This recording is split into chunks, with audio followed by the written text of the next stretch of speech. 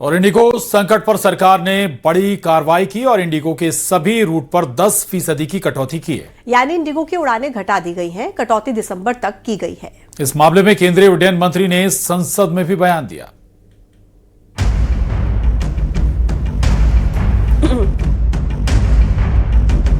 If the FDTL is properly implemented on Indigo crisis पर सख्त हुई सरकार, कम की जाएगी इंडिगो की उड़ानें।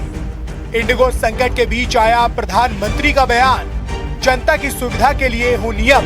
करीब एक हफ्ते से देश के अलग अलग एयरपोर्ट पर जो अफरा तफरी मची है उसे खत्म करने की कोशिशें शुरू हो चुकी हैं, क्योंकि सरकार ने सख्त फैसले लेने शुरू कर दिए हैं। तय किया गया है कि इंडिगो की उड़ानें घटाई जाएंगी, जिसका सीधा सीधा मतलब ये हुआ कि सरकार इंडिगो क्राइसिस के मुद्दे पर इंडिगो के खिलाफ कार्रवाई करने की तैयारी कर चुकी है, क्योंकि नागरिक उड्डयन मंत्री ने इंडिगो क्राइसिस पर कड़ा फैसला लिया है। तय किया गया कि इंडिगो की उड़ानों की संख्या कम की जाएगी। इसके अलावा पूरे मामले में जांच पूरी होने के बाद दोषियों के खिलाफ सख्त कार्रवाई करने का फैसला लिया गया है। जांच में इस बात पर भी फोकस किया जाएगा कि समस्या केवल इंडिगो में ही क्यों पैदा हुई।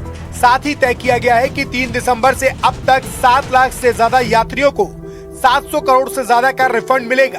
15 दिसंबर तक दोबारा टिकट बुक करने पर कोई अतिरिक्त शुल्क नहीं लिया जाएगा। सरकार को भरोसा है कि 10 दिसंबर के बाद हवाई सेवाएं सामान्य हो जाएंगी, यानी हालात सुधर जाएंगी। As informed by Indigo, process of refunds, baggage handling are over in its final stages. Our 24/7 control room continues to assist passengers directly whenever needed.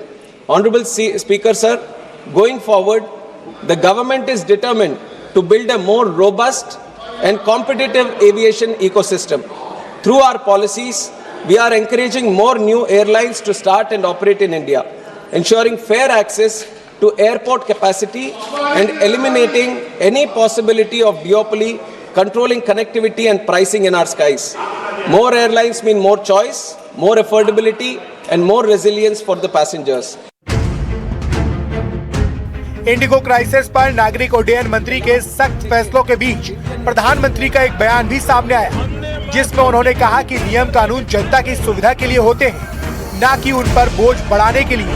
PM ने यह बयान एनडीए की संसदीय दल की बैठक में दिया। रिफॉर्म्स पे बहुत जोर दिया है। रिफॉर्म्स मतलब सिर्फ इकोनॉमिक रिफॉर्म्स नहीं, फाइनेंशियल रिफॉर्म्स नहीं, देश के आम लोगों के जिंदगी को आसान और आराम बनाने के लिए रिफॉर्म, हर क्षेत्र में रिफॉर्म। तो बहुत अच्छा गाइडलाइन हम लोगों को दिया है कि भारत में जितने भी नागरिक हैं सबको भारतवासी होने के नाते कोई सरकार से तकलीफ नहीं झेलना पड़े, इसका सुनिश्चित सबको करना है। रूल्स एंड रेगुलेशन, कानून नियम अच्छा है, लेकिन सिस्टम को ठीक करने के लिए, जनता को परेशान करने के लिए नहीं। प्रधानमंत्री मोदी जी ने बहुत साफ शब्दों में कहा है कि कोई भी ऐसा कानून, कोई भी ऐसा नियम नहीं होना चाहिए जो बिना मतलब आम नागरिकों को परेशान करे। ऐसा नहीं होना चाहिए। कानून लोगों के लिए बोझ नहीं, लोगों का सुविधा के लिए होना चाहिए। एक तरफ प्रधानमंत्री ने जनता की सहूलियत और सुविधाओं को प्राथमिकता बनाने पर जोर दिया, तो वहीं दूसरी तरफ सरकार ने इंडिगो के खिलाफ ताबड़तोड़ फैसले लेना शुरू कर दिए, जिससे इंडिगो एयरलाइंस को तगड़ा झटका लगा है, क्योंकि डीजीसीए ने इंडिगो के विंटर शेड्यूल 2025 में 5% की कटौती का आदेश दिया है। बड़ी बात यह है कि डीजीसीए ने जो निर्देश दिया है उसमें विंटर शेड्यूल में जो 5% कटौती होगी वो हाई डिमांड और हाई फ्रिक्वेंसी वाले रूट पर होगी।